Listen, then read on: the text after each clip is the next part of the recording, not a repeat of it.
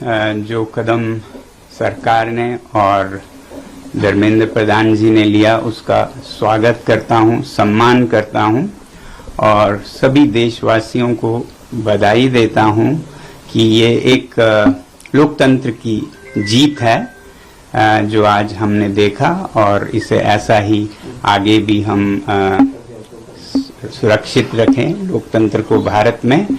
और देश की युवा पीढ़ी को मैं बधाई देना चाहता हूं और धन्यवाद देना चाहता हूं सीजेपी के हमारे टीम और भाइयों और बहनों को जिन्होंने ये मुद्दा उठाया सबसे पहले, और जो वॉलंटियर्स जिन्होंने उनका साथ निभाया, जो देश भर से छात्र और युवक और बड़े बूढ़े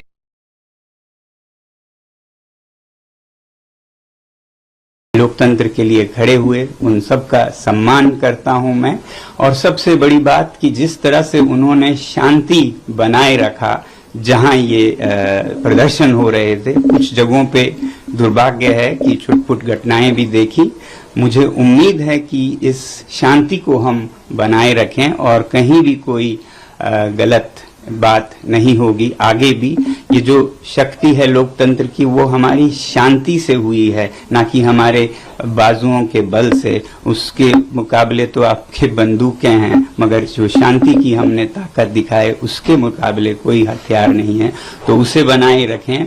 अब जब आप महसूस कर रहे हैं कि आपकी जीत हुई, तो विजय में विनम्रता सबसे बड़ी बात है, वही आपके चरित्र को प्रदर्शित करता है, परिभाषित करता है। तो अब जब इस आंदोलन को जरूरत पड़े और कुछ आगे लेना हो या फिर अभी रोकना हो, जो भी करें बहुत ही शांति से करें।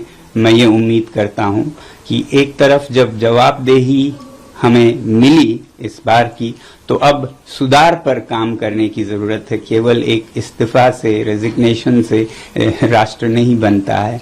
तो शिक्षा में सुधार हो, इस पर भी आगे काम हो। मुझे पूरी उम्मीद है जिस उदारता से सरकार ने ये कदम ली है वो इसमें अब सुधार के कार्यों में भी जुड़ेगी। सुधार सिर्फ शिक्षा में नहीं बल्कि शासन में भी मेरी उम्मीद है कि अब से देश चलाने का तरीका जरा बदलेगा। जहां भय है वो नहीं बल्कि प्यार मोहब्बत से देश को चलाया जाएगा और अन्याय न होकर सत्य के रास्ते पे चलाया जाएगा।